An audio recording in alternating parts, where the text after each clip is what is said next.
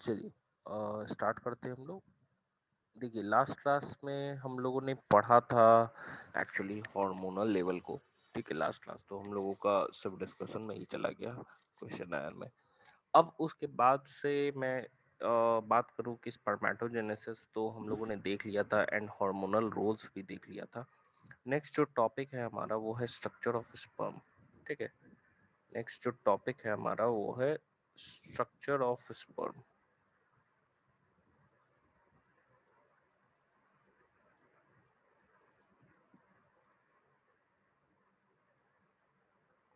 Structure of sperm. अगर मैं structure of sperm की बात करूं तो क्या क्या चीजें नजर आएंगी हमको।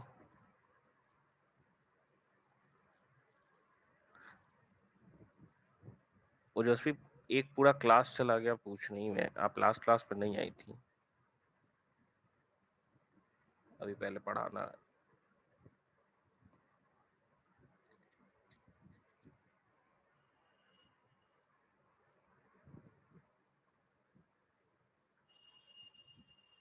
देखिए, अगर मैं स्ट्रक्चर की बात करूं तो सबसे पहले हम नॉर्मल स्पर्म सेल बनाते हैं। ठीक है,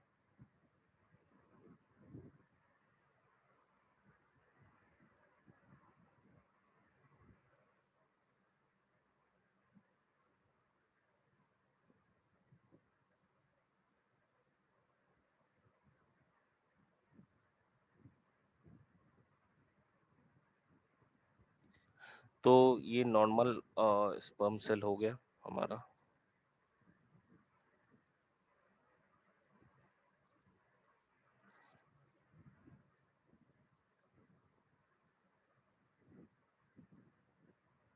ये इसका समझो जेनेटिक मटेरियल है भाई, and it is properly enclosed in a nucleus. अब देखिए यहाँ पे कि ये तो इसका हेड रीजन है। अगर मैं इसके मिडिल पीस की बात करूं, ठीक है, अगर मैं इसके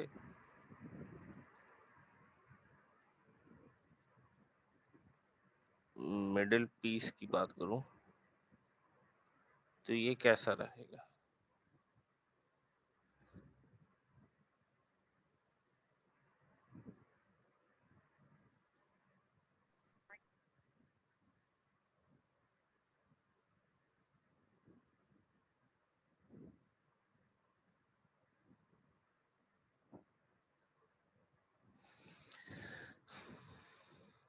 देखो, सबसे पहले हम कहते हैं कि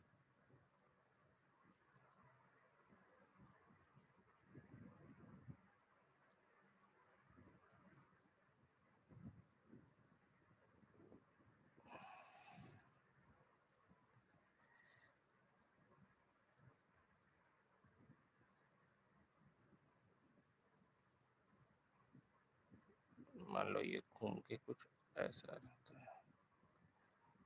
ठीक है, ये इसका टेल रीजन हो गया, टेल रीजन हो गया ऐसे। अब देखिए इसका, हम कह रहे हैं कि इसका जो टॉप पार्ट है ये तो हम इस पार्ट को भाई हेड रीजन कह सकते हैं। ठीक है, ये जो पार्ट है हमारा ये हेड हो गया। ये जो हो गया वो तो टेल है। एंड ये जो पार्ट है इसको हम नेक रीजन कहते हैं। समझिएगा इस चीज को। हेड रीजन जो है इसके अंदर ये जो है वो न्यूक्लियस हो गया इसका, न्यूक्लियस। हेड रीजन के न टिप पे एक कैप लाइक स्ट्रक्चर नजर आता है। इस कैप लाइक स्ट्रक्चर को हम लोग एक्रोसोम कहते हैं, एक्रोसोम। या फिर इसको, इसी कैप लाइक स्ट्रक्चर को न्यूक्लियर कैप या इंटीरियर न्यूक्लियर कैप भी कहते हैं, लेकिन इसके लिए एक वर्ड यूज किया गया है, उसको हम गैलिया कैपिटिस कहते हैं, गैलिया कैपिटिस। ये जस्ट लाइक लाइजोसोम जैसा काम करता है।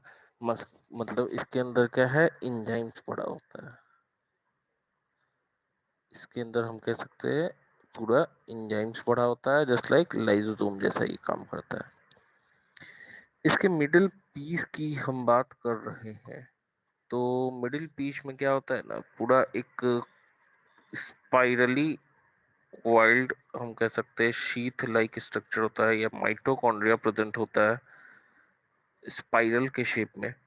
एंड यहाँ पे माइटोकॉन्ड्रिया है, मान लो ये हम कह सकते हैं माइटोकॉन्ड्रिया, ये हम कह सकते हैं माइटोकॉन्ड्रिया, ये कह सकते हैं। तो माइटोकॉन्ड्रिया स्पाइरली अरेंज रहता है, जाहिर सी बात है इसको फूड तो सेमिनल वेसिकल देगा, लेकिन ये एनर्जी तो माइटोकॉन्ड्रिया से निकलेगा ना। तो ये है स्पाइरल अरेंज्ड माइटोकॉन्ड्रिया।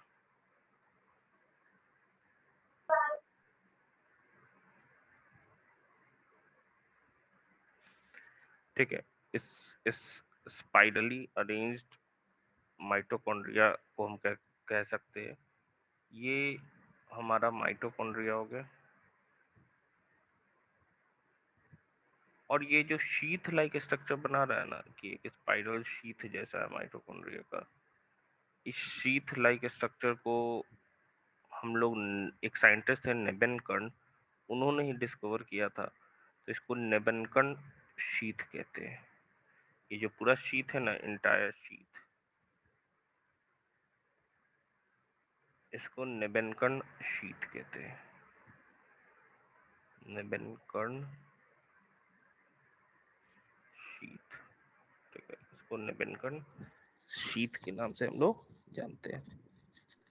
अब सर देखिए, हाँ सर आपका आवाज बहुत स्लो आ रहा है। क्या सबको ऐसा आ रहा है क्या? सर अब ठीक है थोड़ा थोड़ा। यस सर, थोड़ा सा स्लो आ रहा है आवाज। अच्छा, देखिए, सिंपल हम लोग माइटोकॉन्ड्रिया के स्ट्रक्चर की बात कर रहे हैं, तो भाई माइटोकॉन्ड्रिया का स्ट्रक्चर तुमको दिख रहा है, उसमें हेड रीजन है, नेक है, नेक में स्पाइरली माइटोकॉन्ड्रिया प्रेजेंट होता है। तो स्पाइरल ना एक माइटोकॉन्ड्रिया का शीथ बनता है, इसको निबेनकर्न शीथ कहते हैं। टिप को क्या कह रहे हैं, जो कैप लाइक स्ट्रक्चर एक्रोसोम या गैलिया कैपिटिस कहते हैं। बीच में न्यूक्लियस प्रेजेंट होता है। एंड टेल रीजन में क्या होता है ना, पूरा अब देखो, ये जो है यहाँ पे ये वाला पार्ट एक सेंट्रियोल है। सेंट्रियोल हम जानते हैं कि बेसल बॉडी फ्लैजिला या सीलिया का सेंट्रियोल लाइक स्ट्रक्चर होता है, कार्टविल लाइक स्ट्रक्चर होता है। तो इसमें से ये माइक्रो ट्यूब्यूल्स निकलते हैं, ठीक है, ये पूरे के पूरे जो है वो माइक्रो ट्यूब्यूल्स निकलते हैं। एंड क्या होता है कि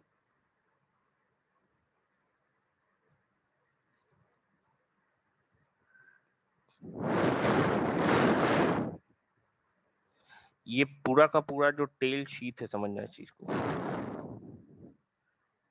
ये पूरा का पूरा जो टेल शीथ है, इसका अरेंजमेंट 9+2 होता है। मतलब 9 जो होता है वो क्या होता है, डबलेट होता है, एंड 2 जो होता है बीच में सिंगलेट होता है। एंड बीच में जैसे ये टेल फाइबर समझना, अगर मैं इसके अरेंजमेंट की बात करूं तो नॉर्मल इसका अरेंजमेंट कैसा हो गया,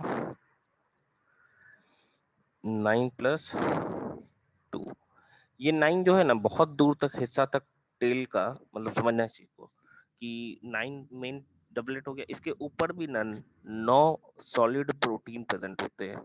तो इसका एक्चुअल अरेंजमेंट क्या हो जाता है, 9 सबसे बाहर प्रोटीन रहेगा, एंड मेन बीच में क्या होगा, 9+2 का अरेंजमेंट होगा। लेकिन जो पेरिफेरल पार्ट है, समझो यहाँ से यहाँ तक का पार्ट, ये वाला जो पार्ट है, इसमें बाहर 9 नहीं 2 ही सॉलिड प्रोटीन होता है। तो 2+9+2 अरेंजमेंट होता है। एंड लास्ट वाला जो 2 पार्ट होता है ना, वो बिल्कुल ही बाहर से भी नहीं रहता है, कोई भी सॉलिड प्रोटीन नहीं होता है। तो सिंपल वो 9+2, ये याद रखिएगा। स्पर्म के टेल के अरेंजमेंट में क्या है, नॉर्मली मतलब 90% जो है, हाँ, सर ये जो 9+9+2 या 9+2 या 2+9+2, सर ये जो अरेंजमेंट ये प्रोटीन के बेसिस पे है। हाँ, जैसे हम लोगों ने सेंट्रियोल पढ़ा था ना, या फ्लैजिला और सीलिया का, या फिर हम लोग कह सकते हैं हम लोग ने पढ़ा था आपका सीलिया या फ्लैजिला का स्ट्रक्चर तो क्या था, ऐसे था, पेरिफेरल प्रोटीन ऐसा वाला, है ना, डबलेट था, और हाँ बीच में 2 यस सर। सिंगलेट था। तो 9+2 था ना फ्लैजिला का, उसी तरह इसका भी 9+2 है। 9+2 के बाहर भी क्या है, जो मोटा मोटी तेल है उसमें 9 ऐसे सॉलिड प्रोटीन प्रेजेंट होते हैं। तो बहुत हद तक हिस्सा में क्या है ऐसा ही रहता है, लेकिन जो पेरिफेरल पार्ट है उसमें 9+2 तो रहता ही है, लेकिन बाहर सिर्फ 2 ही रहता है सॉलिड प्रोटीन। तो 2+9+2, और लास्ट के टेल रीजन पे क्या होता है, एकदम बाहर में कोई भी नहीं रहता है, वो बिल्कुल नेकेड होता है। तो 9+2 से सर हाँ बोलिए। सर मतलब कि 9+2 अरेंजमेंट वो होगा, फिर 9 के बाहर 2 अरेंजमेंट और रहता है। हाँ, जैसे टेल मान लो हम टेल 100% को मान रहे हैं, ठीक है, तो 75% में क्या है कि 9+2 अंदर से तो वही है, 9+2 है, मतलब स्टार्टिंग से लेके टिप तक, टेल के टिप तक, ठीक है, 9+2। लेकिन उसके बाहर भी क्या होता है, 9+2 के बाहर भी एक सॉलिड प्रोटीन प्रेजेंट होता है। तो 75% पार्ट में बाहर भी 9 सॉलिड प्रोटीन प्रेजेंट होता है। तो बाहर वाले के 9, अंदर वाला 9+2। उसके बाद से समझो मान के 20% ऐसा पार्ट है जिसमें क्या है कि बाहर 9 नहीं है, बाहर सिर्फ 2 है, तो 2+9+2 हो जाता है। और बाकी टेल वाले पार्ट में क्या हो जाता है, 5% पार्ट में मान के चलो कि सिर्फ और सिर्फ बाहर एकदम ही कोई भी सॉलिड प्रोटीन नहीं है, तो अंदर का प्रोटीन हो गया 9+2। सर मतलब कि वो जो जैसे कि 100% में 20% रीजन है, उसमें क्या 2 वाला अरेंजमेंट होगा और सब में 9+2 होगा, इसके कारण हम लोग 2+9+2 ले रहे हैं। सर देखिए, मान लो हम बोल रहे हैं कि ये इतना बड़ा टेल है, ठीक है, तो इसका इतना हिस्सा में क्या है, अंदर से तो पूरा ही वो 9+2 है, बाहर में क्या है इतने हिस्से में कि बाहर से भी 9 प्रोटीन है, तो 9+9+2 हो जाएगा। फिर क्या है भाई, इतना हिस्सा ऐसा अंदर से तो 9+2 है, लेकिन बाहर में 2 ही है, तो 2+9+2 हो जाएगा। ये वाला यस बिल्कुल यस बाहर से कुछ है ही नहीं, तो 9+2 ही रह जाएगा। यही हम बोल रहे हैं। यस।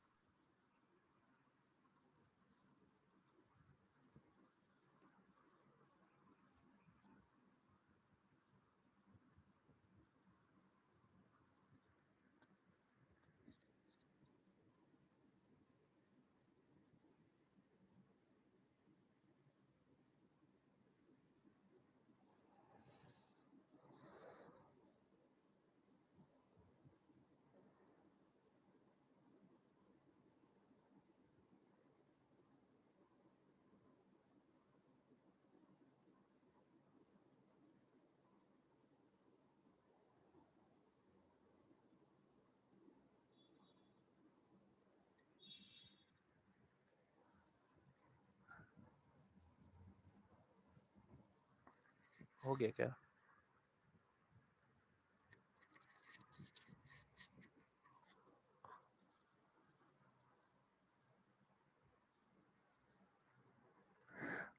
एक स्पर्म सेल में माइटोकॉन्ड्रिया का नंबर 20 या 20 से लेके 50 के बीच हो सकता है।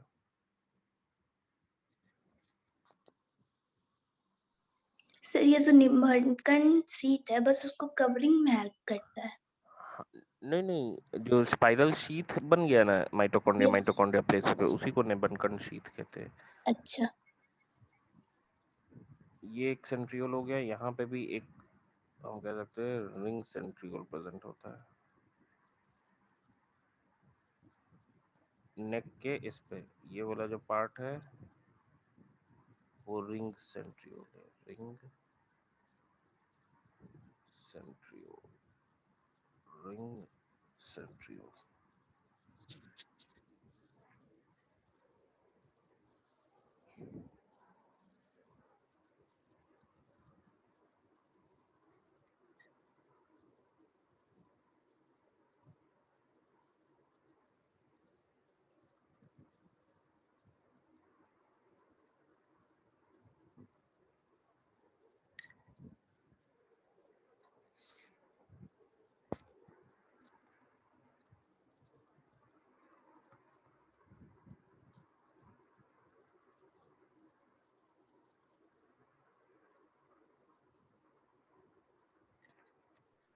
सर हाँ बोलिए। सर जो सबसे ऊपर जो हेड रीजन है उसमें जो एक्रोसोम्स है, एक्रोसोम्स के बाद क्या है और के साइड में? गैलिया, GALEA, गैलिया तो इसका कैपिटस। function क्या है? इसका फंक्शन जो होता है वो मेन होता है कि ओवम जो होता है ना, उसके वॉल को डिग्रेड करने के लिए। इसमें लाइसोसोमल एंजाइम है जो उसके वॉल को डाइजेस्ट करेगा, तभी स्पर्म एंटर होगा। सर ओवम के वॉल को डिग्रेड करने के बाद ये जो एक्रोसोम है ये ब्रेक हो जाता है। ब्रेक होगा तभी तो डिग्रेड कर पाएगा।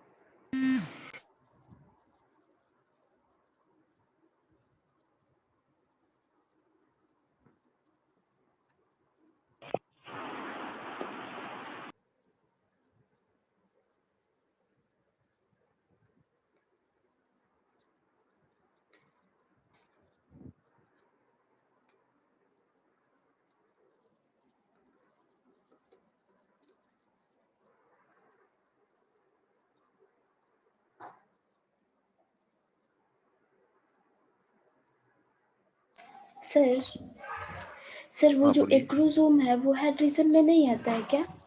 नहीं, हेड रीजन का एक समझो टोपी पहना हुआ हेड ही रीजन में आता है।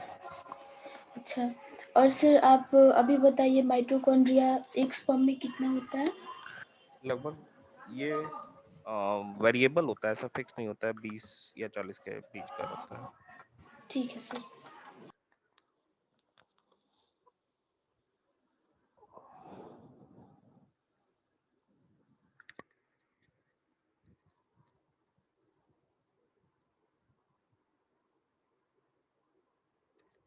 हो गया क्या?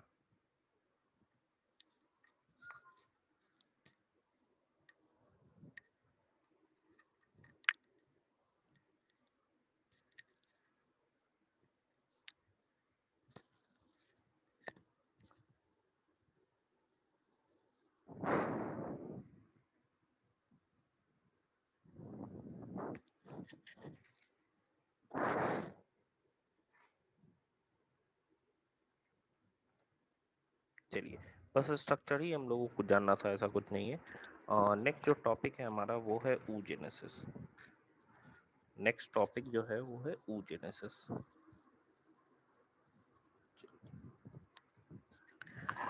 नेक्स्ट टॉपिक दीजिएगा oogenesis।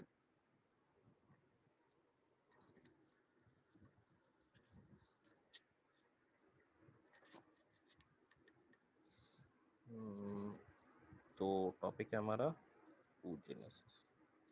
जिस तरीके से स्पर्मेटोजेनेसिस हमने पढ़ा उसी तरीके से हमें oogenesis पढ़ना है।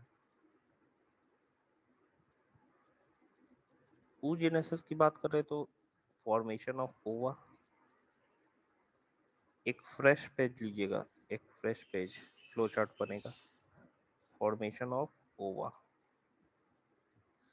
ओवा के फॉर्मेशन की बात करें तो सबसे पहले जैसे कि स्पर्मेटोजेनेसिस की बात करते हैं तो स्पर्मेटोजेनेसिस तो भाई प्यूबर्टी अटेनमेंट के बाद बनता है। लेकिन हम बात कर रहे हैं oogenesis की, तो हमने पढ़ा भी है कि oogenesis जो है वो हम कह सकते हैं एम्ब्रायनिक स्टेज में ही स्टार्ट हो जाता है। ठीक है, मतलब जितने भी जर्म फॉलिकल्स एक तरीके से ना या जर्म सेल्स है सारे के सारे किस में बन जाते हैं कि ऊगोनिया में कन्वर्ट हो जाते हैं।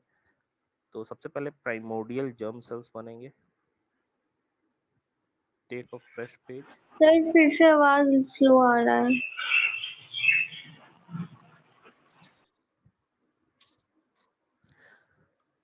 अभी भी आ रहा है क्या? यस सर, अब सुना सही है। Primordial germ sales.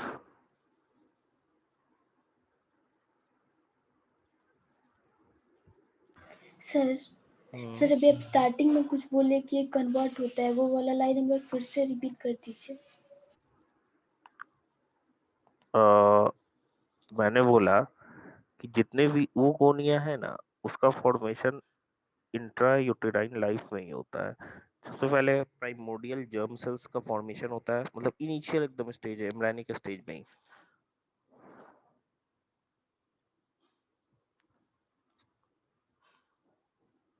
इसके बाद से भाई क्या है, माइटोसिस हुआ। माइटोसिस तो ऊगोनिया का फॉर्मेशन होगा।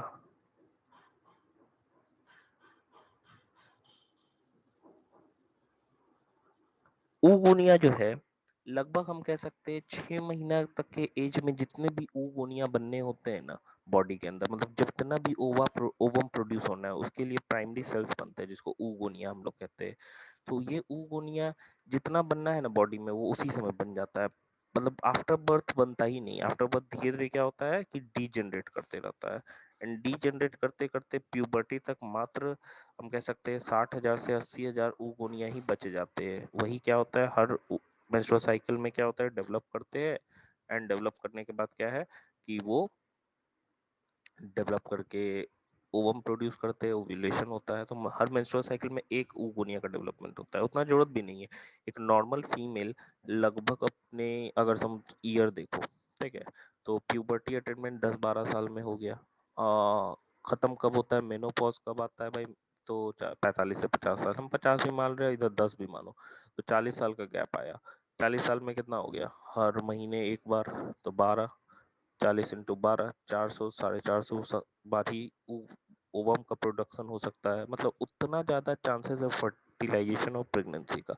इसका ये बिल्कुल मतलब नहीं है कि वो 400-450 बार प्रेग्नेंट हो सकती है, क्योंकि एक प्रेगनेंसी के बाद फिर एक साल खत्म हो गया ना। तो अगर लगातार भी है तब भी प्रॉब्लम है। हम कह सकते हैं कि उतना चांसेस आया उसके पास कि प्रेग्नेंट होने का, 400 से 450 बार बस, एक नॉर्मल हेल्दी फीमेल में। तो ऊगोनिया की हम बात कर रहे हैं, तो कोई भी ऊगोनिया उसके बाद नहीं बनता है। जितने भी ऊगोनिया है वो लगभग सर 25। हाँ सर अब स्टार्टिंग में बताया कि oogonia जो है जितना बनना होता है प्राइमरी सेल में बनता है। सर ये वाला लाइन एक बार बता दीजिए ना स्टार्टिंग में कैसे बनता है। बताया तो मैंने सर एक बार कि फिर से रिपीट कर दीजिए। जितने भी ऊगोनिया है वो प्राइमोर्डियल जर्म सेल, जो एम्ब्रायनिक स्टेज होता है, इनिशियल एम्ब्रायनिक स्टेज, उसी में जर्म सेल्स बनना स्टार्ट करते हैं। जैसे देखो हम डिफरेंशिएशन की बात कर रहे हैं, तो डिफरेंशिएशन की बात कर रहे हैं तो जर्मिनल एपिथेलियम हमारा क्यूबॉइडल सेल्स होता है। तो जब एक हम कह सकते हैं एक्टोडर्म, एंडोडर्म, मेसोडर्म जब बनता है तो उसी समय से क्या होता है, डिफरेंशिएशन के दौरान जर्म सेल्स का फॉर्मेशन होने लगता है। एंड जब ऑर्गन्स बनना स्टार्ट कर जाते हैं तो फिर वही जर्म सेल डिवाइड करते करते ऊगोनिया का फॉर्मेशन करता है ओवरी के अंदर। कितने ऊगोनिया बनेंगे, बहुत सारे, ठीक है, बहुत सारे, मतलब हम कह सकते हैं लाखों बनेंगे। लेकिन लाखों बचते नहीं है, डीजनरेट भी बहुत सारा कर जाता है। तो लगभग 6 महीना के इंट्रा यूटेराइन लाइफ में ही क्या है कि ऊगोनिया का फॉर्मेशन हो जाता है। ऊगोनिया जो है वो चेंज होता है किसमें, प्राइमरी oocyte में। अभी एक एक स्टेजेस भी हम देखेंगे, हर स्टेज को देखेंगे कि कैसा दिखता भी है, हर oogonia कैसा दिखता है, प्राइमरी स्पर्मेटोसाइट कैसा दिखता है, स्पर्मेटोसाइट कह रहे oocyte, प्राइमरी oocyte का फॉर्मेशन होता है। प्राइमरी oocyte नॉर्मल हमारा माइटोसिस से ही हो रहा है, तो 46 क्रोमोसोम होगा, ठीक है, 46 क्रोमोसोम होगा। एंड ये क्या है, ये बर्थ के टाइम जितने भी ऊगोनिया है ना वो प्रोफेस फर्स्ट के किस स्टेज में ब्लॉक हो जाता है इनका, याद करिए, डिप्लोटिन स्टेज में। डिप्लोटिन स्टेज में आके क्या होता है, रुका रहता है, मतलब अरेस्ट हो जाता है।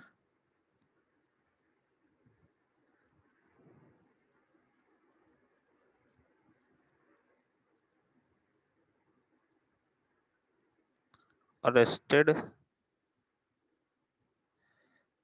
First meiotic division.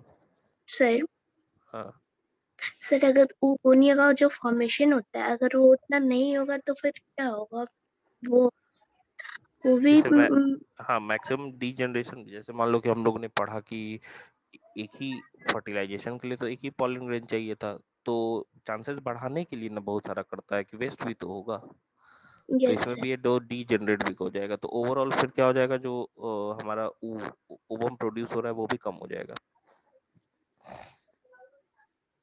सर मतलब वो डिजेनरेट होगा लेकिन हम ये बोलना चाह रहे हैं कि वो प्रोडक्शन ही कम होगा और प्रोडक्शन जब कम होगा तो फिर डिजेनरेट ही होगा। डिजेनरेट होगा तो तो फिर ओवरऑल अमाउंट भी। जो बचेगा तो वो भी तो कम हो जाएगा। यस सर हम यही बोलना चाहते तो फिर उसमें मतलब बहुत कम ही फर्टिलाइजेशन होने का चांस होगा उस केस में। ऐसे इसीलिए ज्यादा करता है। Yes sir. डिप्लोटीन स्टेज में, ठीक है। कब तक होगा? प्यूबर्टी तक।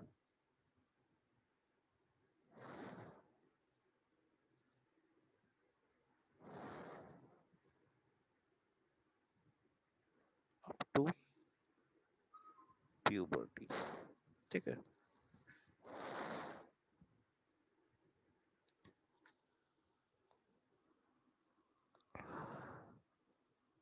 अब देखो प्यूबर्टी तक क्या है, प्रोफेज फर्स्ट में, मतलब मियोटिक डिवीजन अभी तक फर्स्ट मियोसिस भी नहीं हुआ है, फर्स्ट मियोसिस भी नहीं हुआ है अभी तक।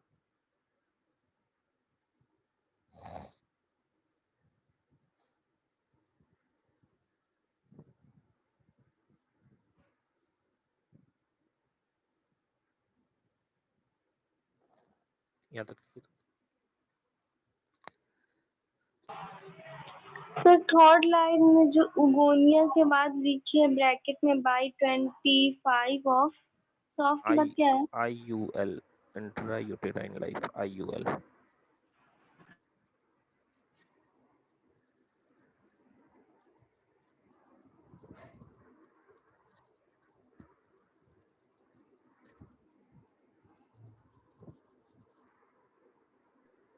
सर बोलिए।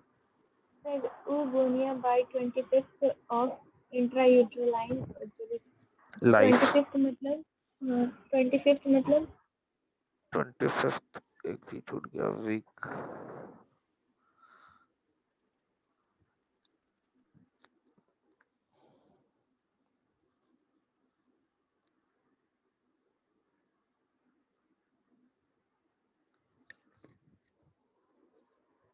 मतलब कि 25 वीक में उगोनिया फॉर्मेशन स्टार्ट हो जाता यूगोनिया फॉर्म करते हैं 25 हफ्ते तक, सब फॉर्म कर चुके होते हैं।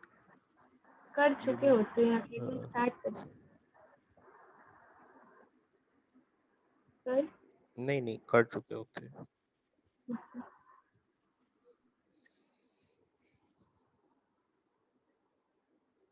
सर क्या बोले, फिर से बोलिए ना एक बार और।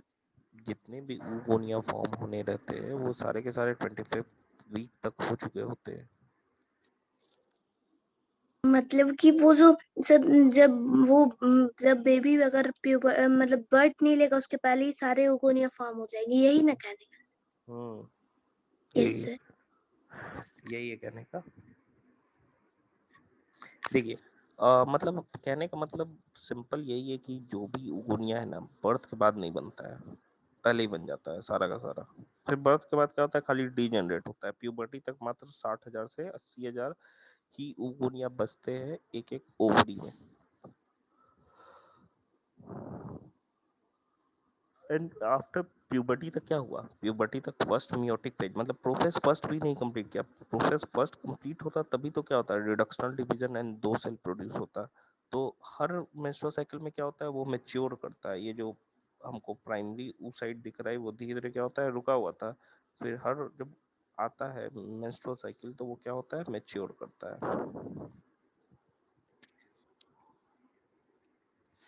तो हम कह सकते हैं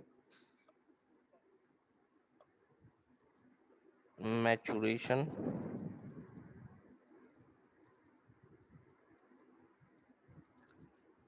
ऑफ ग्राफियन फॉलिकल। अभी हम लोग सारे फॉलिकल्स को देखेंगे, ये सबसे मैच्योर फॉलिकल का नाम होता है graafian follicle. Maturation of graafian follicle after puberty.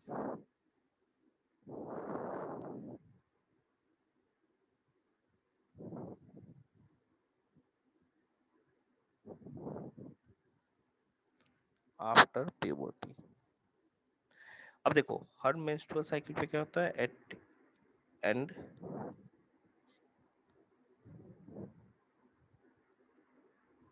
Complete complete first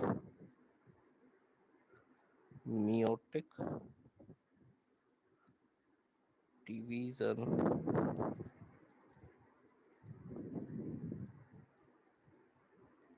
at each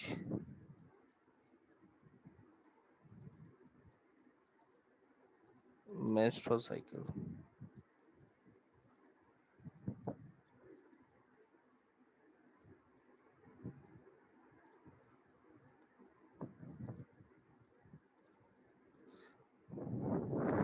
sir graafian follicle क्या होता है?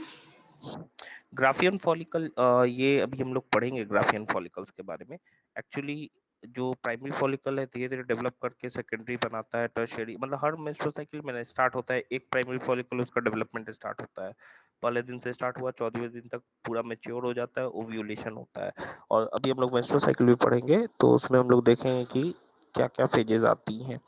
अभी यहाँ देखिए कि ये क्या हुआ, हर मेंस्ट्रुअल साइकिल में वो मैच्योर किया एंड मैच्योर करके पहला मियोटिक डिवीजन हुआ। जाहिर सी बात है पहला मियोटिक डिवीजन होगा तो नॉर्मल मियोसिस क्या होता है, इक्वल होता है कि दो इक्वल सेल बनते हैं जिसमें क्रोमोसोम का नंबर क्या होता है, आधा होता है, ठीक है। तो लेकिन यहाँ पे क्या होता है, ये एक अनइक्वल डिवीजन है, अनइक्वल डिवीजन। मतलब कहने का मतलब क्या हो गया, एक बड़ा सा सेल बनता है, एक बड़ा सेल बनता है जिसके अंदर न्यूक्लियस है, और न्यूक्लियस में क्रोमोसोम कितना हो जाएगा, 23, ठीक है, आधा हो गया। और एक छोटा न्यूक्लियस बनता है जिसमें क्रोमोसोम नंबर क्या होता है, 23, एकदम छोटा सा। इसको हम लोग फर्स्ट पोलर बॉडी कहते हैं,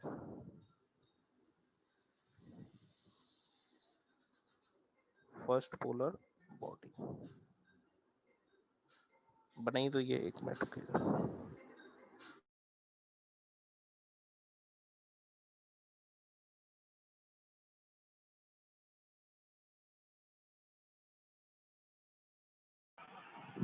सर सर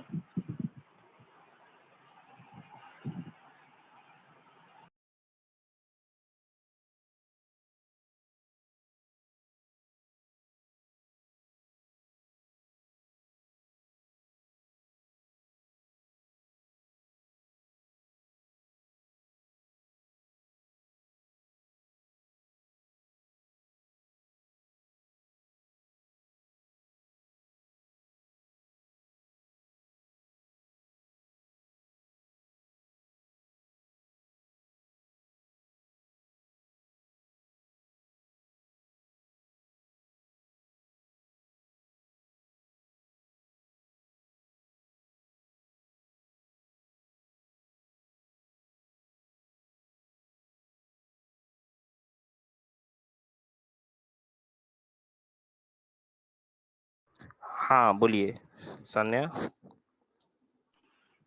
बोल रहे अनइक्वल डिवीजन क्यों होता है सर? और वो जो देखो, पोलर बॉडी है वो भी बता हाँ बता रहे, देखो हमको सिर्फ एक ही से मतलब है, इसका नाम जो होता है उसको सेकेंडरी,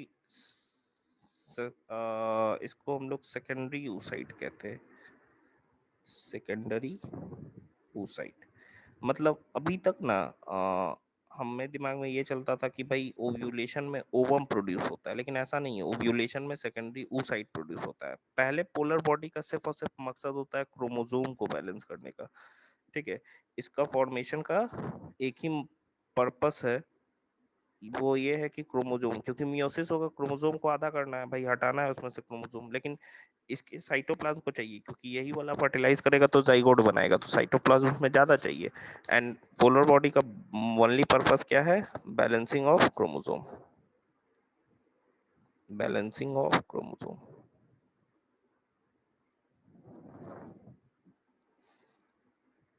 बैलेंसिंग ऑफ सर ये क्रोमोसोम। जो है कि अनइक्वल डिवीजन क्यों होता है, ये पोलर बॉडी का जो डिफिनीशन है वो पॉइंट्स में लिखवा दीजिए ना।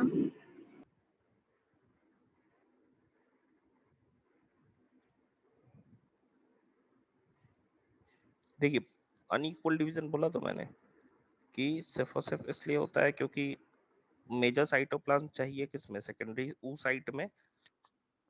और पोलर बॉडी का बनना सिर्फ ये बात बताता है कि क्रोमोसोम को बैलेंस करना है, ठीक है, क्रोमोसोम नंबर को बैलेंस करना है, कि भाई डिवीजन होगा लेकिन साइटोप्लाज्म हमको सेकेंडरी ऊसाइट में चाहिए, तो मेजर साइटोप्लाज्म उसी में चला जाता है, न्यूक्लियस उसका 23 क्रोमोसोम का, एंड इधर भी न्यूक्लियस आ जाता है 23 क्रोमोसोम का।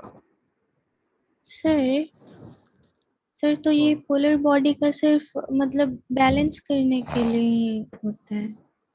हाँ, सिर्फ बैलेंस करने के लिए, थोड़े समय के बाद डीजेनरेट भी कर जाता है। अच्छा।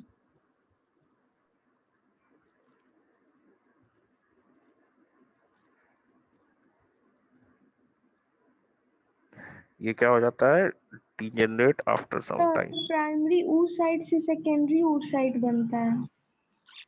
हाँ, प्राइमरी oocyte से, प्राइमरी oocyte 46 क्रोमोसोम का था, सेकेंडरी वाला क्या है 23 क्रोमोसोम का आता है। सर सर हाँ, अभी तक मतलब अभी तक के डिवीजन में पूरा कंप्लीट माइटोसिस नहीं होता है ना? नहीं, अब अभी तक मियोसिस नहीं हुआ है सॉरी। कंप्लीट, ये पहला है, मियोसिस फर्स्ट है, ठीक है, बिल्कुल, ये मियोसिस फर्स्ट है।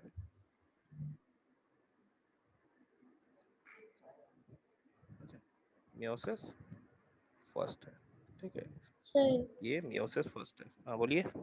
सर एक रिक्वेस्ट है सर, ये सब पॉइंट में लिखवा दीजिए प्लीज। सर ऐसे फ्लो चार्ट में कुछ चीज छूट जाता है। ठीक है, लिखवा दो, फ्लो चार्ट बना लेते तो लिख देते।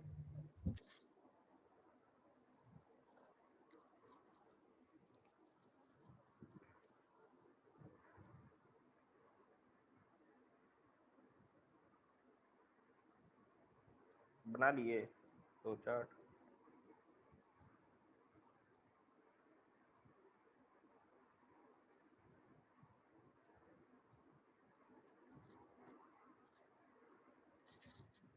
बन गया। यस सर हो गया। Yes sir.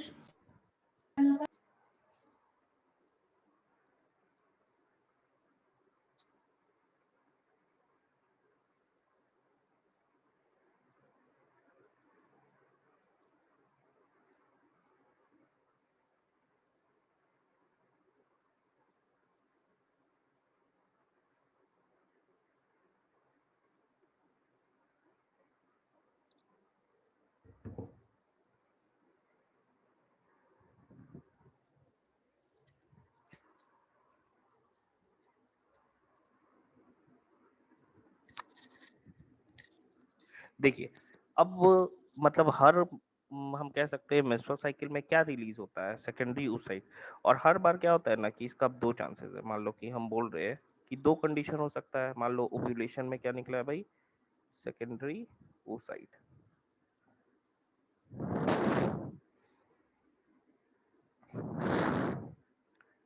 Secondary oocyte। First ये जो second polar, sorry first polar body था, वो क्या हो गया, डीजनरेट कर गया, फर्स्ट पोलर बॉडी डीजनरेट कर गया,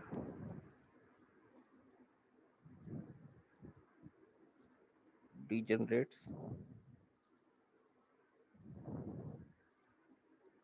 अब देखिए, सेकेंडरी oocyte की हम बात कर रहे हैं, अब ये ओव्यूलेशन में निकला। अब दो कंडीशन है मेरे पास, क्या कंडीशन हो सकता है भाई, एक कंडीशन ये हो सकता है कि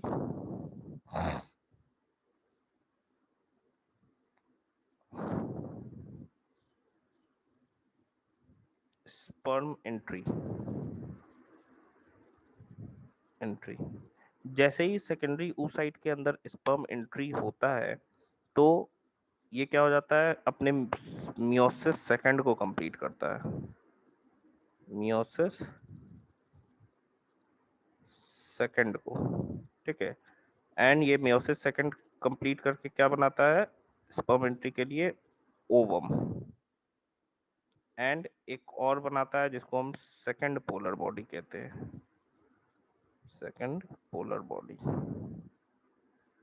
लेकिन मान लो इसको स्पर्म नहीं मिला, मतलब ये समझो फैलोपियन ट्यूब है, ठीक है, ये ऐसा फैलोपियन ट्यूब है, यहाँ पे भी पहुंचा क्या है, सेकेंडरी oocyte। जैसे ही इसको स्पर्म मिलता है ना, ये कांटेक्ट में, जैसे ही स्पर्म समझो ऐसे कांटेक्ट में आया, ये अंदर डिवाइड होके एक सेकेंडरी oocyte क्या बना लेता है, ओवम बना लेता है, एंड एक सेकंड पोलर बॉडी को रिलीज कर देता है। ये पोलर बॉडी सिर्फ और सिर्फ क्रोमोसोम को बैलेंस करता है, ये धीरे धीरे क्या हो जाता है, डीजनरेट कर जाता है। ठीक है, तो ये भी क्या है, डीजनरेट करेगा,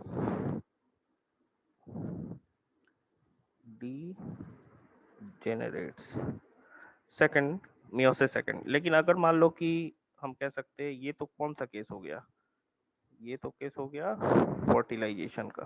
ठीक है, ये केस हो गया फर्टिलाइजेशन का।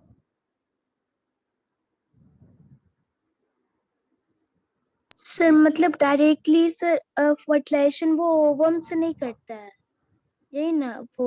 नहीं, फर्टिलाइजेशन ओवम से ही होगा, लेकिन कांटेक्ट में सेकेंडरी oocyte के स्पर्म आएगा, मतलब जब तक स्पर्म कांटेक्ट में नहीं आएगा तब तक तो वो सेकंड। सेकेंडरी oocyte ही है। हाँ, जैसे ही कांटेक्ट में आता है तभी वो क्या होता है, डिवाइड करता है अपने सेकंड मियोटिक फेज को, डिवाइड करता है। यही चीज हम करते क्या है, समझो, कैपेसिटी समझना है चीज को। अब मेरा बात से रिलेट आप कर पाओगे, क्योंकि पहले ये बातें नहीं पता थी। ये सेकेंडरी oocyte डिवाइड करके क्या बनाया, अगर दूसरा केस है, केस फर्स्ट था, ये केस फर्स्ट था, दूसरा केस हो सकता है केस सेकंड, कि अगर फर्टिलाइजेशन नहीं होगा, फर्टिलाइजेशन नॉट अकर्स, अकर्स, तो ये क्या हो जाएगा, बाहर की तरफ रिलीज हो जाएगा, released along with blood, along with blood, blood के साथ क्या हो जाएगा, इन menstrual flow, menstrual flow में क्या हो जाएगा, बाहर की तरफ चला जाएगा।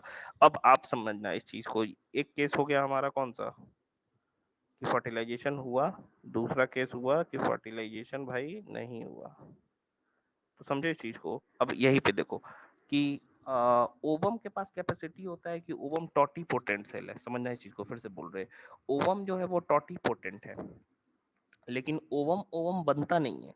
मतलब ओवम जो है वो टॉटीपोटेंट है, ओवम पूरा बॉडी बनाने की कैपेसिटी को रखता है, लेकिन ओवम प्रोड्यूस ही नहीं होगा स्पर्म के बिना।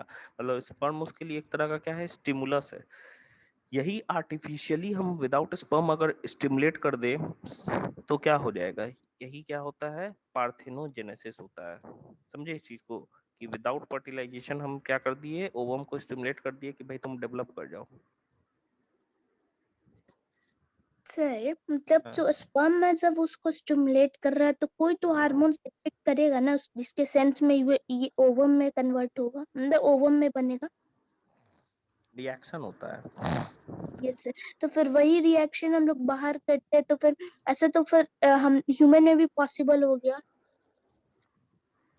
बिल्कुल, बात। लेकिन ह्यूमन में क्लोनिंग जो है वो बैंड है। Yes sir. बनाने को तो हम बना ही सकते हैं। मतलब दोनों में पॉसिबिलिटी है पार्थेनोजेनेसिस, बट हाँ हाँ, बिल्कुल बिल्कुल, पार्थेनोजेनेसिस की बात हम कर रहे हैं तो वो नेचुरली होता है, एक इंड्यूस्ड हम लोग कहते हैं, तो वो भी हम ह्यूमन में कर सकते हैं, लेकिन बैंड है, दूसरे एनिमल्स में हम करते हैं, ज्यादा प्लांट्स में मेरे करते हैं। मेरे को एक चीज नहीं समझ में आ रहा है कि न सर सारे में जो पोलर बॉडीज जो बन रहे हैं वो डीजेनरेट हो जा रहे हैं, बट उनका पर्पस क्या है बनने का, कि वो क्यों पर्पस बन रहे हैं जब? सिर्फ सिर्फ पर्पस है क्रोमोसोम आधा कर देना, कि भाई मेन जो चाहिए हमको अच्छा। आधा, ठीक है, लेकिन हम दूसरा वाला बना रहे हैं उसका हमको जरूरत नहीं है। सिंपल समझो कि हम सब्जी लिए, आलू लिए, ठीक है, उसको हम छिल दिए, पर्पस आलू के अंदर का था, लेकिन छिलका भी उसके साथ था, तो छिलका को हमको हटाना था। तो that is case of polar bodies, हमको वो क्रोमोसोम हटाना है, हमको आधा करना है, हमको फेंक देना है उसको, उसको बना के फेंक दिए, पोलर बॉडी थोड़ी देर बाद डीजनरेट कर जाएगा। सर अगर किसी भी ह्यूमन में अगर पोलर बॉडी रह जाए वो डीजेनरेट नहीं करे तो क्या होगा? पोलर बॉडी डीजनरेट नहीं करता है तो ऐसा कोई प्रॉब्लम नहीं है, लेकिन उसका कोई यूज नहीं होता है, तो बॉडी में जिसका यूज नहीं होता है वो क्या हो जाता है, डीजनरेट हो जाता है। हो सकता है कभी कभी ऐसा भी हो सकता है कि वो डिवाइड ही ना करे, मतलब वो 46 तो एबनॉर्मल हो जाता है, उस केस में 46 तो सेकेंडरी oocyte का रह जाएगा, लेकिन स्पर्म जो है वो आके फ्यूज करेगा 23 वाला, तो हो जाएगा 69 क्रोमोसोम। तो वो भी क्या हो जाएगा एक तो तरीके से क्रोमोसोमल डिसऑर्डर इससे भी हो डिसऑर्डर सकता हो है। जाएगा। हाँ बिल्कुल। Yes sir. सर हम्म सर यहाँ पे जो केस 1 में फर्टिलाइजेशन हो रहा है, उसके बाद सर जो बनेगा उसको ओवम ही बोलेंगे। हाँ उसको ओवम बोलेंगे, उससे पहले वाले को नहीं बोलेंगे। अच्छा मतलब उससे पहले वो, मतलब समझो इस चीज को कि हर मेंस्ट्रुअल साइकिल में ओवम, हम लोग वर्ड ओव्यूलेशन लिखते हैं लेकिन ओव्यूलेशन में ओवम नहीं रिलीज होता है। क्या रिलीज होता है? Secondary oocyte। ओवम और सेकेंडरी oocyte में अंतर है।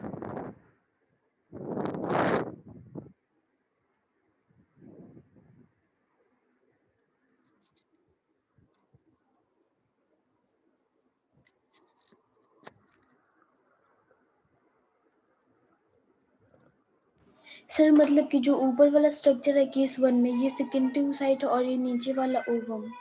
हम्म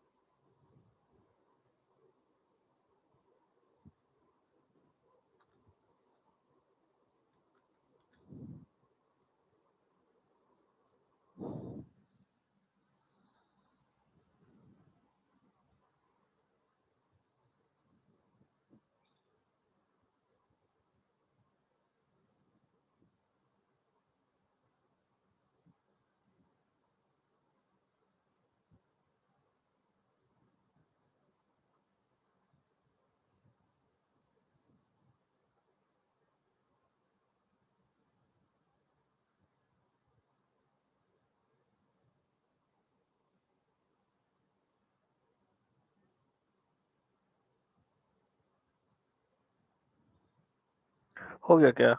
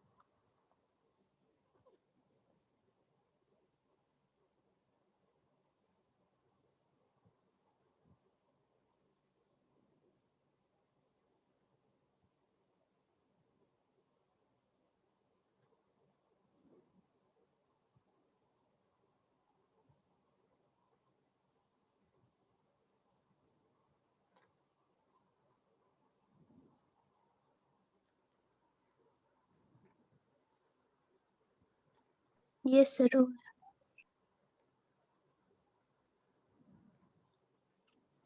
देखिए इसके बाद से बेसिकली हम लोग को स्ट्रक्चर पढ़ना है ओवरी का, एंड ओवरी के स्ट्रक्चर के बाद हम लोग देखेंगे कि जो फॉलिकल्स है वो कैसे डेवलप सर करते वॉइस कम आ रहा है। अब आ रहा? यस सर अब क्लियर।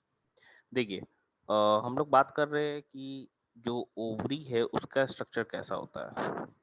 तो नेक्स्ट जो टॉपिक है हमारा वो है स्ट्रक्चर ऑफ ओवरी।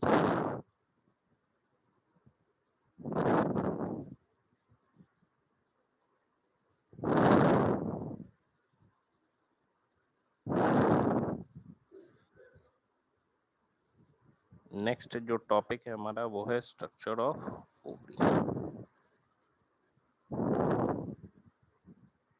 तो 1 मिनट मैं थोड़ा स्लाइड्स यूज कर रहा हूँ, थोड़ा दूसरा आप लोग करना 1 मिनट।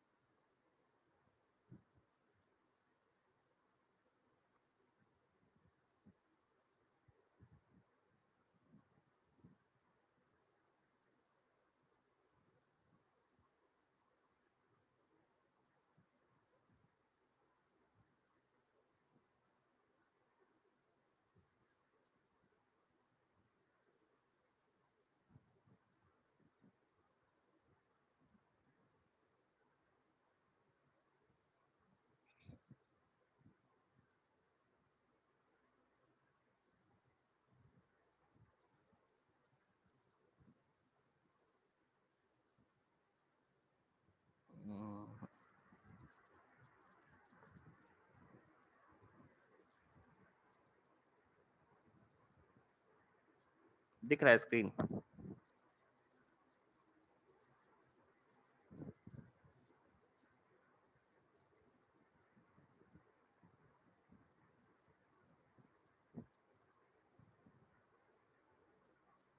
चलिए देखिए, तो और यहाँ पे देखते हैं हम लोग। सर ये ओवरी है। हाँ,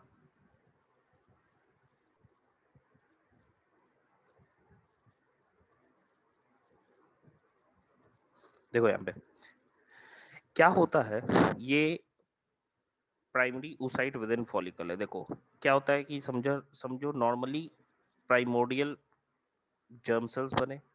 ये जो प्राइमरी oocyte है ना, ये है प्राइमरी oocyte।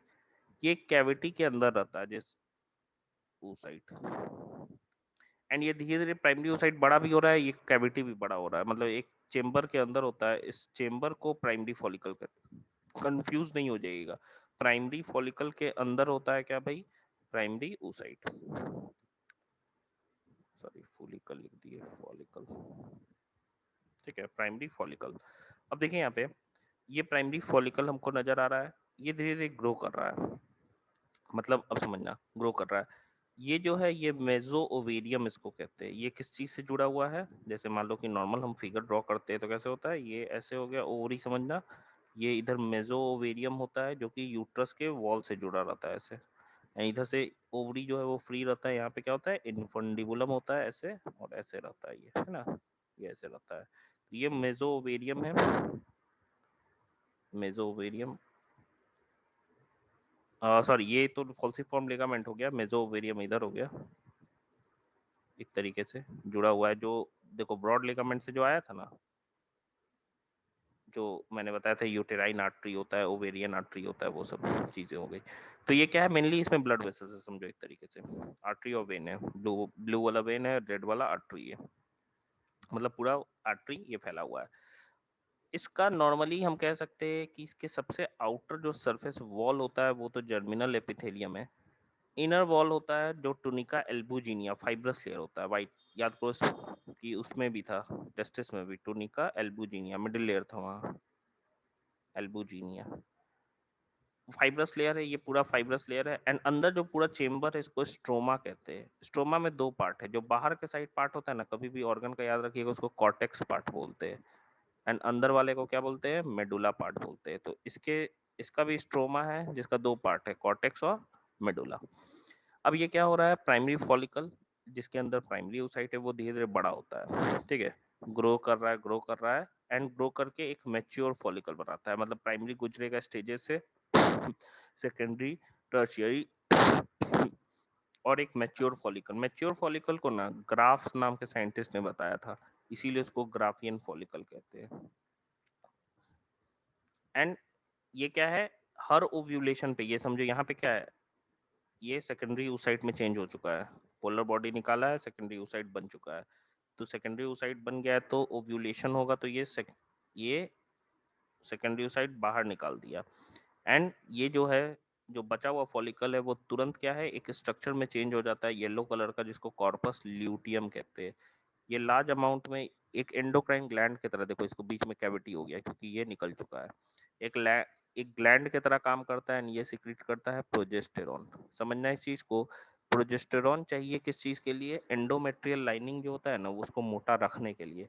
तो कॉर्पस ल्यूटियम, अगर मान लो प्रेगनेंसी हो जाएगा तो कॉर्पस ल्यूटियम क्या है भाई, कॉर्पस ल्यूटियम बना रह जाएगा अगले 9 महीने तक, क्योंकि प्रोजेस्टेरॉन, जैसे प्रोजेस्टेरॉन लेवल कम होता है ना, तो एंडोमेट्रियल का जो लाइनिंग है वो टूटने लगता है, टूट के निकल जाता है। तो कॉर्पस ल्यूटियम अगर फर्टिलाइजेशन नहीं होता है तो अगले 14 दिन में क्या होता है, धीरे धीरे डिजनरेट कर जाता है। दो चीजें होती हैं साथ साथ मेंस्ट्रुअल साइकिल में, एक क्या है, फिर से बता रहे हैं, एक क्या है, देखो एक साइकिल जो है वो ओवरी के अंदर चल रहा है, ठीक है, कि फॉलिकल्स डेवलप कर रहे, ओवम वगैरह सेकेंडरी oocyte बनाएगा। दूसरा जो है चेंजेस वो कहाँ होता है, यूट्रस के इनर वॉल में। समझना है चीज को, हम बोल रहे जैसे, आपको क्लियरली हम बता रहे हैं, इसको थोड़ा क्लियर करते हैं, इसके बाद मेसो साइकिल ही हम लोग को पढ़ना है। देखो एक्चुअली फेजेस है, समझना है चीज को। मेंस्ट्रुअल फेज, जैसे मतलब हम ब्लीडिंग फेज, जिस दिन से ब्लीडिंग है उस दिन को डे 1 काउंट कर रहे हैं, ठीक है। तो डे 1 उसी को काउंट कर रहे हैं। वहां से ब्लीडिंग 3 से 5 दिन वेरिएबल होता है, आता है। जब ये खत्म होता है ब्लीडिंग फेज, तो उसको प्रोलिफरेटिव या फॉलिकुलर फेज, नॉर्मली हम एक स्टैंडर्ड लेके चल रहे हैं 5 से 13 दिन तक क्या हो रहा है, समझना है चीज को। ब्लीडिंग में क्या हुआ, पूरा का पूरा जो वॉल है वो टूट गया, टूट के निकल गया है। अब फिर नया वॉल बनना स्टार्ट होगा। इधर वॉल बनना स्टार्ट हुआ, मतलब एंडोमेट्रियल मोटा होना स्टार्ट हुआ। दूसरा क्या है कि ओवरी के अंदर क्या है, जो प्राइमरी फॉलिकल है वो डेवलप करना स्टार्ट किए। 5 से 13 दिन के भीतर उनको, मतलब यही 8 दिन लगता है, 8 से 9 दिन, वो डेवलप कर जाते हैं। ठीक है, डेवलप करके एक मैच्योर ग्राफियन फॉलिकल में बदल गए। मतलब इस डेट पे देखो, यहाँ देखो, ये 14 डे तक इधर ये हो गया। तब तक क्या हो गया, ओवरी सॉरी एंडोमेट्रियम का दीवार भी मोटा हो गया। क्योंकि बॉडी अपने आप को ना हर बार क्या होता है, एक पॉसिबल प्रेगनेंसी के लिए प्रिपेयर कर रहा है। ठीक है, कि प्रेगनेंसी नहीं होगा तो फिर वॉल का भी जरूरत नहीं है, लेकिन अगर हो जाए तो वॉल का जरूरत है, क्योंकि इम्प्लांटेशन हो रहा है, प्लेसेंटा बनाना है उसको। तो आप देखोगे यहाँ पे कि इधर क्या है, वॉल भी मोटा हो गया। 14th डे पे क्या हो रहा, ओव्यूलेशन हुआ, क्या निकला, सेकेंडरी oocyte। अब देखो इसके पास है कि अगले ये 72 घंटा तक जिंदा रहेगा, फेलोपियन ट्यूब में रहेगा। इस बीच क्या है, अगर इसको ओवम ये स्पर्म मिल जाता है तो ये तो फर्टिलाइज कर गया। फर्टिलाइज कर गया, तब तक क्या है कि ये जैसे ही हटता है तो ये कॉर्पस ल्यूटियम बन जाता है। ठीक है, कॉर्पस ल्यूटियम बन जाता है। और कॉर्पस ल्यूटियम स्ट्रक्चर टिका रहता है 2 से 3 दिन तक, देखेगा, इंतजार करेगा कि फर्टिलाइजेशन हो रहा है कि नहीं हो रहा है। अगर हो जाता है तो फिर ये बना रह जाता है और प्रोजेस्टेरॉन निकालते रह जाता है, ताकि क्या हो, ये जो वॉल है वो क्या हो, मोटा बना रह सके। लेकिन अगर मान लो कि फर्टिलाइजेशन नहीं होता है सिंपली, तो फर्टिलाइजेशन नहीं होगा तो क्या है, अब इस वॉल का कोई जरूरत नहीं है। कॉर्पस ल्यूटियम धीरे धीरे क्या होगा, छोटा होने लगेगा। अगले समझो इस 14 दिन के बीच क्या हो रहा है, 4 से 5 दिन तक तो ये बना रहा, लेकिन अगले 10 दिन के अंदर क्या हो गया, डीजेनरेट हुआ। जैसे ही डीजेनरेट हुआ तो प्रोजेस्टेरॉन जो लेवल सिक्रीट हो रहा था वो क्या हो गया, गिरने लगा। अब प्रोजेस्टेरॉन का लेवल क्या होगा, गिरने लगा। एंड गिरने लगेगा तो ये वॉल का जो दीवार है वो टूटना स्टार्ट हो जाएगा। फिर जैसे ही टूटना स्टार्ट होगा तो अगले 28 दिन तक गिर के खत्म हो जाएगा, टूट गया बहुत। फिर जैसे ही टूट के फाइनली टूटना स्टार्ट हो, मतलब बॉडी से निकलना स्टार्ट हुआ, तो उसी को कहे कि फिर से साइकिल स्टार्ट हो गया, डे 1। तो यही है menstrual cycle. Menstrual cycle is very related with the pregnancy और ह्यूमन का रिप्रोडक्टिव साइकिल। मेन यही है, हम लोग को यही समझना था। समझा है सबको? मतलब दो चीजें हो रही है, एक तो ओवरी के अंदर हो रहा है, दूसरा क्या है, यूट्रस के अंदर हो रहा है। किसी को कोई सर दिक्कत? से जो ओवरी है, ये ओव्यूलेशन हो रहा है, जो कि ओवरी जा रहा है बाहर फैलोपियन ट्यूब में, तो फर्टिलाइजेशन होगा, ठीक है। हम्म, लेकिन अगर जो उसका जो पार्ट जो अंदर रह जा रहा है, जिससे कि ये प्रोजेस्टेरॉन सेक्रेट हो रहा है, हम्म, तो फिर वो सेकेंडरी, ये सेकेंडरी oocyte है, मतलब सेकेंडरी पोलर बॉडी है वो जो हम्म, नहीं, उसी में सेकेंडरी पोलर बॉडी रह गया, और वो डिजेनरेट होकर खत्म भी हो गया एक तरीके से, वो तुरंत ही खत्म हो जाता है। वो सेकेंडरी मतलब पोलर नहीं बॉडी समझे नहीं है, किस। वो फॉलिकल था, समझो। मैंने क्या बोला कि एक तो है प्राइमरी oocyte, वो सेकेंडरी oocyte बनाएगा। मैंने बताया कि प्राइमरी oocyte के ऊपर एक कैविटी है, एक चेम्बर है, जिसको हम लोग प्राइमरी फॉलिकल कहते हैं। वो फॉलिकल भी तो बड़ा हो रहा है, तो फॉलिकल वो चेम्बर हो गया जो कि कॉर्पस ल्यूटियम बनाएगा जब सेकेंडरी oocyte उससे निकल जाएगा तो। अच्छा, वो मतलब जैसे सेकेंडरी, अब सेकेंडरी oocyte हो गया तो सेकेंडरी जो उसके ऊपर जो कवरिंग होगा वो बनाएगा ये वाला हाँ, जो वो जो बनाएगा, कॉर्पस ल्यूटियम बनाएगा। और अंदर से जो वो निकल जाएगा उसका जो फर्टिलाइज हो जाएगा। हाँ, अगर नहीं और वो, होगा तो इसका भी जरूरत नहीं है, ये भी क्या होगा, डिजेनरेट कर जाएगा। यस सर, और वो सब डिजेनरेट कर रहा है अपना मतलब। हम्म, चलिए मेरा पर्पस, हाँ बोलिए। सेकेंडरी oocyte जब रिलीज हो जाएगा तो उसके जो फॉलिकल होगा उसमें जो कैविटी बनेगा, उसी कैविटी से प्रोजेस्टेरॉन हार्मोन्स प्रोजेस्टेरॉन रिलीज। निकलेगा, वो जो कैविटी वाला सर, चीज है, हाँ। सर अगर नॉर्मल रहेगा, अगर मतलब कि ना प्रेगनेंसी नहीं रहेगा, तो वो जो प्रोजेस्टेरॉन है उस हार्मोन्स का क्या होगा? हाँ, वो प्रेगनेंसी नहीं होगा तो अब जरूरत नहीं है उस हार्मोन का। तो शुरू में तो 2-4 दिन मोटा करके रखे रहेगा, लेकिन फिर कोई जरूरत नहीं तो गिरा देगा। ये बनाई तो फिगर स्ट्रक्चर ऑफ ओवरी में। सर हाँ, सर ऐसे जो साइकिल होता है वो 28 डेज का होता है, लेकिन ये 22 टू, to 35 डेज मतलब सर नॉर्मल माना जाता है। तो ये सर 28 ऐसे डेज जो है ना, वो देखिए, ये जो साइकिल है, मेंस्ट्रुअल साइकिल, ये कंडीशन डिपेंडेंट साइकिल होता है, मतलब physical health condition, mental health condition, क्योंकि हार्मोन का बड़ा इंपॉर्टेंस होता है इसमें। तो ये वेरिएबल होता है, किसी हो सकता है किसी सेम इंडिविजुअल को किसी मंथ में 24 दिन पे आ जाए, किसी मंथ में 22 दिन पे आ जाए, किसी मंथ में 30 दिन पे आ जाए, किसी मंथ में 32 दिन पे आ जाए।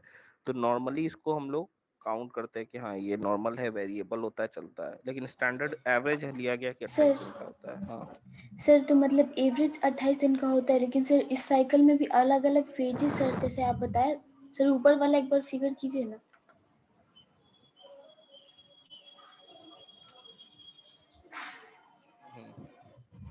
सर तो मतलब इसमें कौन से फेज में डे वेरीज या डिक्रीज करता है, जिसकी वजह से साइकिल्स का डेज चेंज होते रहता है? ये ज्यादातर जो जो प्रोलिफरेटिव फेज है ना, उसी के डिफरेंस पे होता है, ठीक है। क्योंकि मेंस्ट्रुअल फ्लो जो होता है वो नॉर्मली तो होता ही है, मेनली फॉलिकुलर फेज जो, क्योंकि देखो अब क्या बोला मैंने कि ये जो डेवलपमेंट है ये physical health condition and mental condition पे डिपेंड करता है इंडिविजुअल के। ये मंथ टू मंथ भी वेरी कर सकता है एंड पर्सन टू पर्सन भी वेरी कर सकता है। जैसे कि अब मान लो कि कोई वीक कंडीशन का है, समझना इस चीज को, ठीक है, कि मतलब फिजिकली अच्छा सा न्यूट्रिशन उसको नहीं मिल रहा है, जाहिर सी बात है न्यूट्रिशन की कमी से डेवलपमेंट नहीं होता है, तो अफेक्टेड कौन सा फेज होगा, डेवलपमेंट वाला कौन सा फेज है, फॉलिकुलर फेज, क्योंकि यहीं पे क्या हो रहा है, डेवलपमेंट हो रहा है, दोनों जगह डेवलपमेंट हो रहा है, यूट्रस के भी वॉल में और यहाँ ओवरी के भी वॉल में।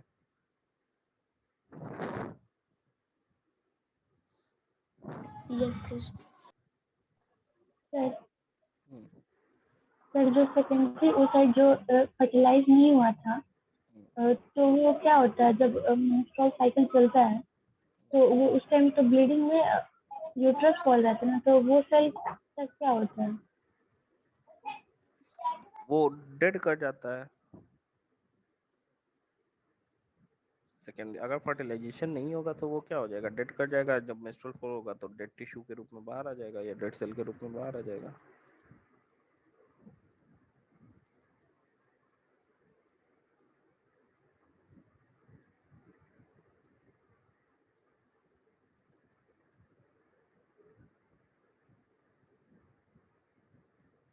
नहीं तो ये फिगर सेकेंडरी ओसाइट का लाइफ स्पैन कितना होता है?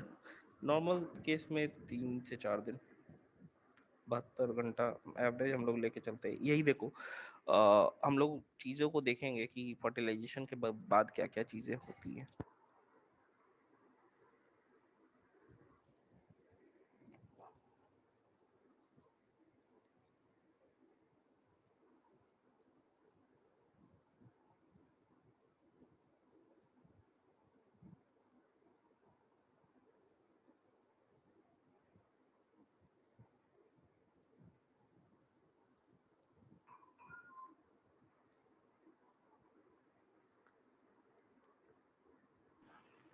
सर ये राइट वाला डायग्राम भी बनाएंगे?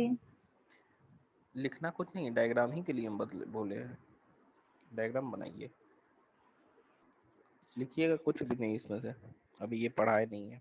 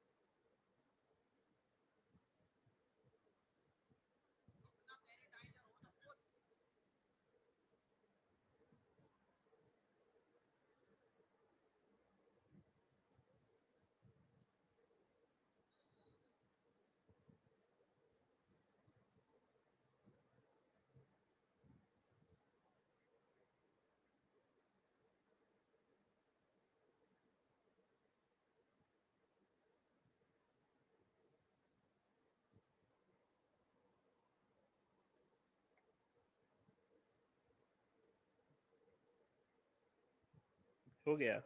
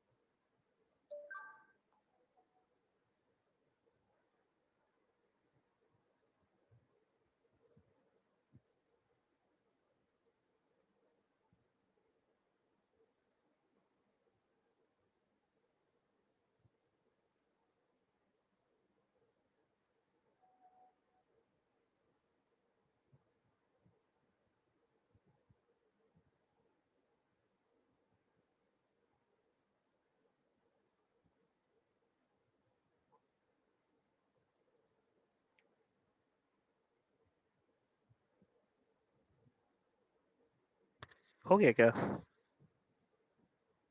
No sir. सर जो एंट्रम है वो क्या होता है एंट्रम? देखिए, अभी तो हम लोग पढ़ रहे, जब हम लोग देखेंगे फॉलिकल डेवलप करते हैं ना, तो अभी हम लोग देखेंगे भी कि फॉलिकल जब डेवलप करते हैं तो पहले प्राइमरी, सेकेंडरी, टर्शियरी फॉलिकल का कैरेक्टरिस्टिक है एंट्रम का होना। तो एंट्रम पाया जा रहा है मतलब टर्शियरी फॉलिकल स्टेज में है।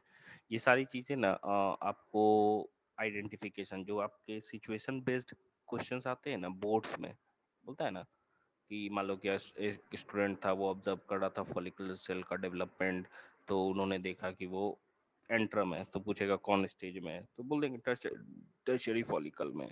ठीक है, तो ऐसा तरह का यस क्वेश्चन पूछा जाता है, जो मतलब सर। सिचुएशन बेस्ड क्वेश्चन है। सर एनसीईआरटी वाला फिगर बनाएंगे, दोनों तो सेम ही है।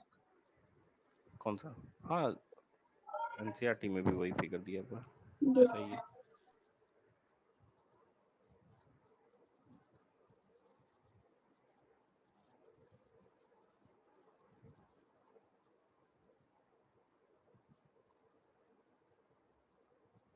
सर। एनसीईआरटी में इंडियम जो आप लिखवाए उसके बाद एक मतलब बड़ा सा एक फॉलिकल टाइप का है, वो क्या है?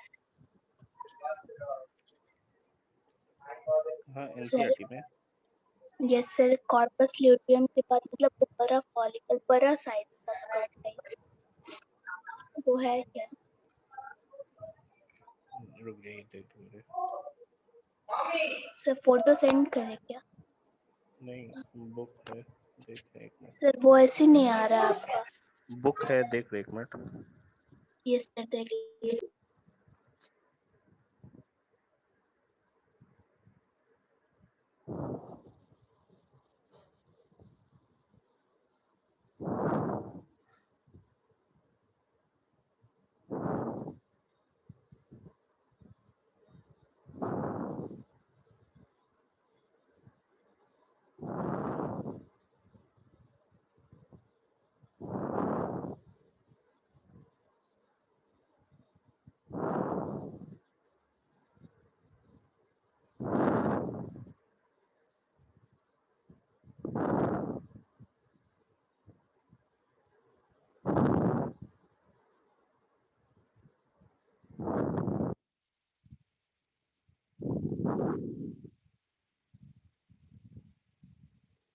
हाँ, दोनों कॉर्पस ल्यूटियम दिखाया है।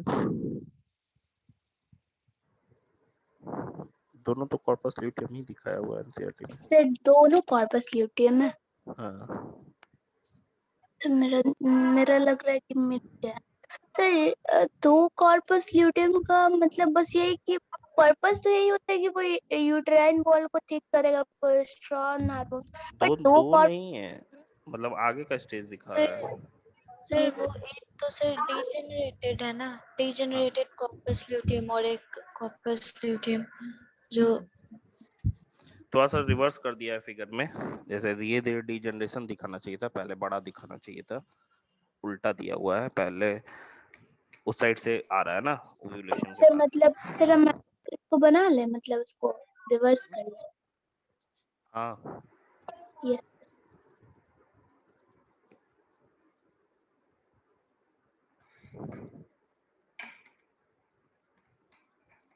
हो गया, सारे लोगों का बन गया।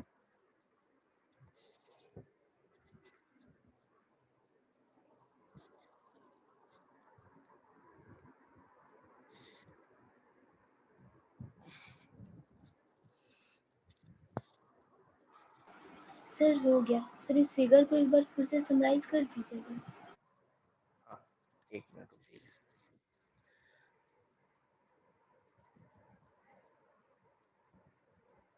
देखो क्लियरली क्या क्या चीजें हैं यहाँ पे। तो सबसे पहले हम बात कर रहे हैं ये फॉलिकल, ये है प्राइमरी फॉलिकल। धीरे धीरे ये डेवलप कर रहा है, डेवलप करते करते करते करते प्राइमरी, सेकेंडरी, टर्शियरी, फिर मैच्योर ग्राफियन फॉलिकल। इसके अंदर तब तक सेकेंडरी ओसाइट बन चुका है। ओव्यूलेशन के दौरान क्या होगा, सेकेंडरी ओसाइट निकले